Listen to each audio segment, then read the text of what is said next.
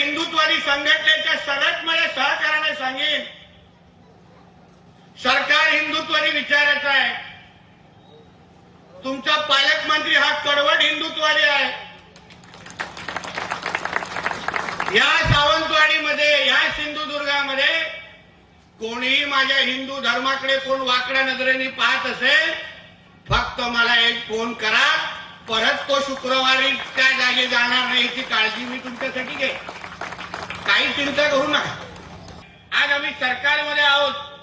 हिंदू समाजाची अपेक्षा आमच्याकडे आहे की ज्या हिंदू समाजामुळे आज राज्याचं हे सरकार आलंय, ज्या हिंदू समाजामुळे माझ्यासारखे हिंदुत्ववादी कार्यकर्ते आमदार आणि मंत्री झाले आहेत, त्या हिंदू समाजाची सेवा करणं हेच या सरकारचं परम कर्तव्य आहे. आणि त्याच पद्धतीने आम्ही आमचा कारभार सुरू ठेवणार आहे. त्याच पद्धतीने कारभार